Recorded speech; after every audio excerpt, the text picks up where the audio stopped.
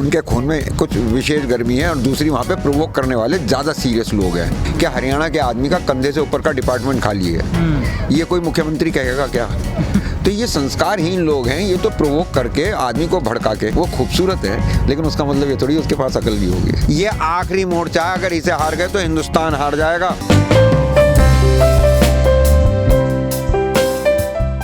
लखनऊ और दिल्ली के अंदर लड़ाई चल रही है। अगर यहाँ पे अपने बूते पे देखिए, कर्म तो है मोदी जी के, भोगने योगी को पड़ेंगे, लेकिन अगर योगी जी किसी वजह से उसमें कुछ रिकवरी कर गए तो खतरा किसको उत्पन्न होगा दिल्ली में? मोदी जी को, अमित शाह को, कि वो 24 में बड़ा खतरा। तो politics is all together a different thing. राजनीति एक बड़ी अलग चीज़ है। इसमें दुश्मन की तरफ से ही सचेत नहीं रहना पड़ता, दोस्त की तरफ से भी सचेत रहना पड़ता है। नहीं सर, ऐलान तो आपका है ना कि हम लखनऊ, सुन लीजिए, हमारा लोकतांत्रिक अधिकार है, हम वहाँ जाएंगे। टिकैत जी ने कहा कि साहब हम इसे लखनऊ को भी वैसे ही घेरेंगे, उनकी रणनीति है, उनका आदेश होगा, हम जाएंगे। लेकिन लोकतांत्रिक राष्ट्र में मेरा भी अपना मानना ये है कि हम इतनी ऊर्जा व्यर्थ करके, अपनी वेस्ट करके वहाँ जाएं, इतने सारे लोगों को लेकर जाएं। और कुछ यूपी के अंदर तत्व ऐसे हैं जो माहौल को बिगाड़ना चाहते हैं। वो चाहते हैं कि योगी के लिए परेशानी उत्पन्न हो। उसके लिए आपको एक उदाहरण दे दूं, यहाँ तो हम दिल्ली के बॉर्डर पे बैठे हुए हैं। अभी चंद दिन पहले यहाँ कुछ बीजेपी की गाड़ियाँ आई थी, उन्होंने शराब पी के हंगामा किया था, बदतमीजी की थी, फिर वो गाड़ियाँ टूटी टाटी उन्होंने खुद ही तोड़ी। उसमें बिना पुलिस प्रशासन के किसकी हिम्मत है यहाँ आ जाने की? किसान तो बेचारे कुछ करते नहीं, भले किसान है। नहीं, यहाँ से वो किसी के घर नहीं गए पत्थर फेंकने, बीजेपी की गाड़ियाँ यहाँ आई, उन्होंने यहाँ पे ये आगे हरकत करी। अगर उन लोगों को पुलिस प्रशासन की शय नहीं होती तो कोई भी आदमी हिम्मत नहीं करता यहाँ आने की। यहाँ वो यूं करके आए। अब ये योगी जी को मालूम करना चाहिए कि वो कौन लोग हैं जिन्हें स्टेट प्रोटेक्शन मिला हुआ है विद इन द स्टेट, जो योगी जी की जानकारी में भी नहीं है। चुनाव में जाता हुआ मुख्यमंत्री अपने राज्य को अशांत बिल्कुल नहीं चाहेगा, योगी जी के हित के खिलाफ होगा। अगर लखनऊ में 10 किसानों के ऊपर भी लाठी पड़ गई तो इसका मैसेज गांव-गांव क्या जाएगा? एक अराजकता फैलेगी, बीजेपी के लिए प्रॉब्लम्स क्रिएट होंगी। इससे किसका हित सत्ता है? लखनऊ हाथ से चला जाएगा तो दिल्ली कमजोर पड़ेगी, खत्म नहीं होगी, वो 24 में फिर निपटी जाएगी।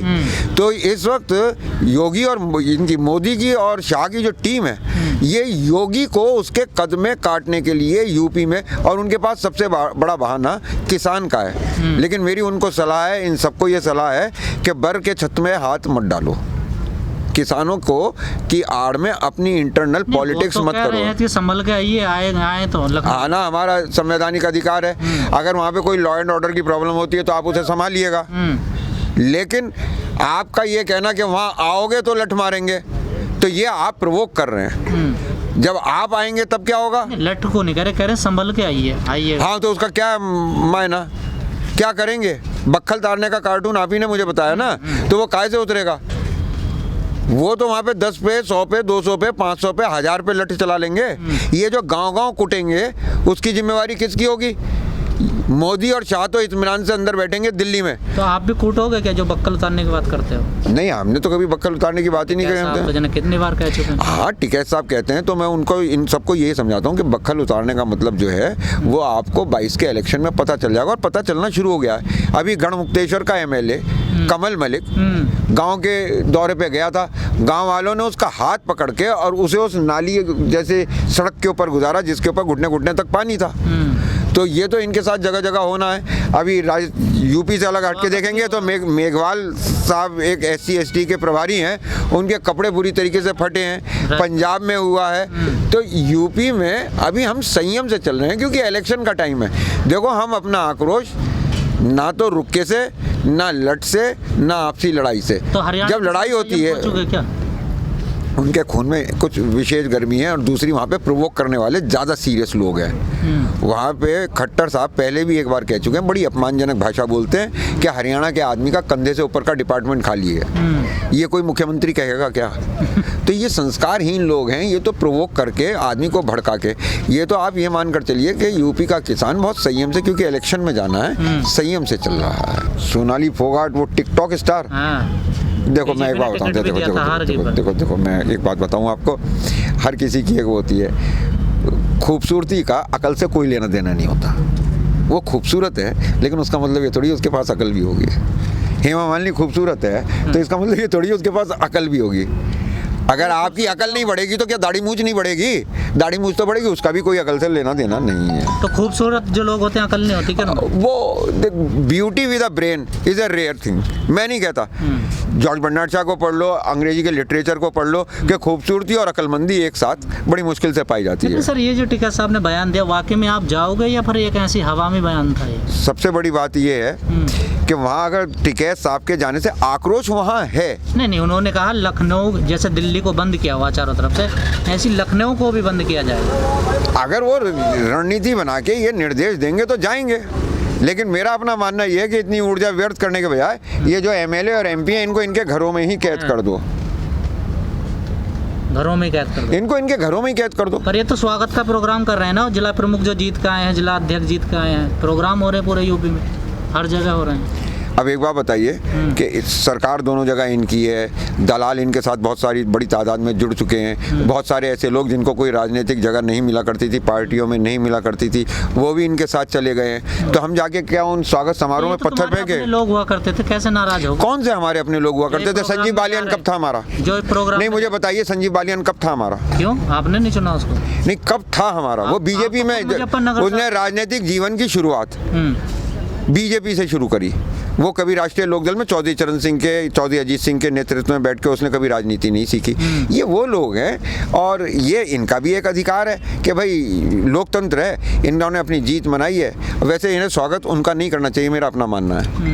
ये चुनाव बीजेपी नहीं जीती है जिला पंचायती के वहाँ पे, ये डीएम, दुनिया की सबसे शानदार नौकरी, सबसे बेशर्माई की नौकरी बन गई है। अब आईएएस और आईपीएस जो है वो वोटर उठाते फिर रहे थे। वकील साहब, आपका जो दिमाग बड़ा शार्प है, क्या लगता है आपको 8 महीने से किसान सड़कों पर बैठे, यूपी का किसान बिखरेगा या एक जगह जाएगा वोट?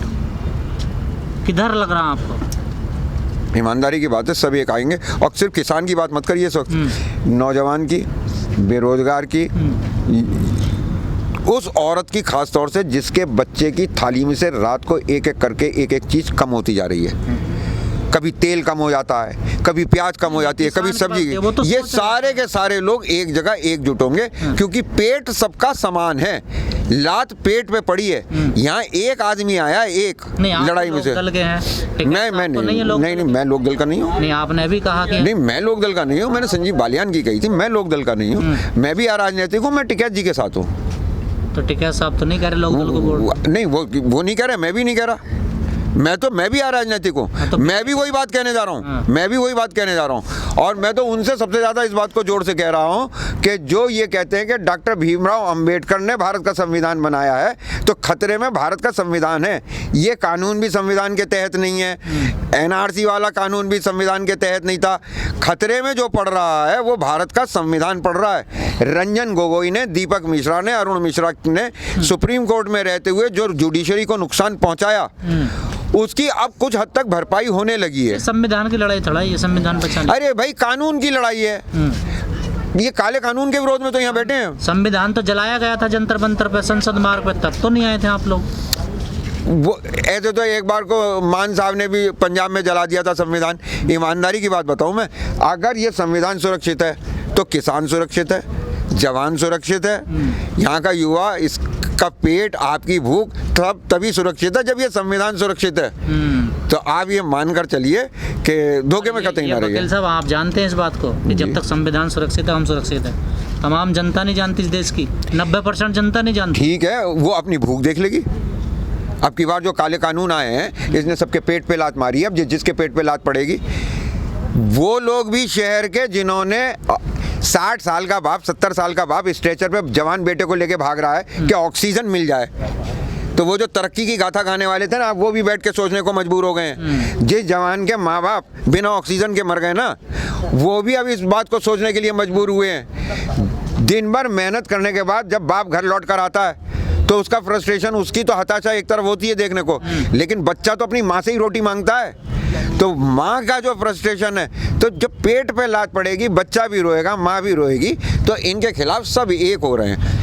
पहली बार ऐसा हो रहा है कि राजनीतिक दलों के गठबंधन की बजाय हिंदुस्तान के सर्वहारा वर्ग ने, गरीब मेहनतकश वर्ग ने, छोटी पूंजी वाले वर्ग ने इस दर्द का एहसास किया और वो सब एक जगह आ रहे हैं। गठबंधन जनता के बीच में हो रहा है और प्लेटफॉर्म भूख का है। एक आखिरी सवाल मेरा आपसे, किसान आंदोलन को आपको नहीं लगता एक आखिरी चाल बची है ये यूपी में चुनाव होना? नहीं, इसके पास एक ही मौका। कैसी बातें करते हैं आप? अच्छा, आप एक बात बताइए, आपने दुनिया भर के आंदोलन, मैंने पहले अभी आपसे कहा, आप आंदोलन कहते हो, मैं मान लेता हूँ, इसमें बहस में नहीं पड़ता, वरना मैं अपनी तरफ से स्पष्ट कह चुका हूँ कई बार। आंदोलन, क्रांति और जंग, युद्ध में फ़र्क होता है। ये युद्ध से कम किसी भी तरीके से नहीं है। आप राजनीति में सुनते हैं पहला मोर्चा, दूसरा मोर्चा, फिर होता है कि तीसरा मोर्चा बनाएंगे। ये आखिरी मोर्चा है, अगर इसे हार गए तो हिंदुस्तान हार जाएगा। तो उम्मीद है तुम्हें जीतने की, लगता आपको? मैं आपसे एक सवाल पूछता हूँ, बहुत छोटा सा। दिल्ली की सत्ता पे वो लोग काबिज हैं जो भूख में धंधा और फायदा देख रहे हैं। इनसे लड़ने वो लोग आए हैं जो राष्ट्र को अन्न उत्पादन करके देते हैं, किसान। हमारे यहाँ भूखे को अन्न, प्यासे को पानी महादान माना जाता है। और सरदार तो सिख तो पिछले 500 साल से हाथ जोड़ जोड़ के कह रहे हैं, लंगर पाओ जी, प्रसादा छको जी। तो खिलाने वाले में और भूख में धंधा फायदा देखने वाले में लड़ाई हो गई है। तो ये अंधेरे की ताकत है। सुन लो दोस्त, ये अंधेरे की ताकत देख रहे हैं इस आंदोलन। मेरी बात तो सुन लो। वो जंग में फायदा कैसे देख लेंगे? बात ये है कि ये जो लोग हैं, बहुत घना अंधेरा है, 1000 साल पुराना अंधेरा है।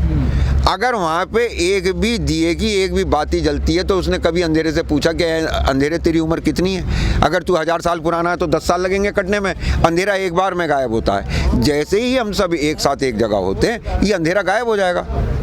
और दिल्ली की सत्ता पे एक बार इन पूंजीपतियों से मुक्त कराते के साथ ही आप देखेंगे कि गाड़ी वापस पटरी पे आ जाएगी। अच्छे दिन मोदी जी से कह दीजिएगा आप जाके, आपकी तो बैठे उनके साथ, कि अच्छे दिन आएंगे जब आप दिल्ली छोड़ के जाएंगे।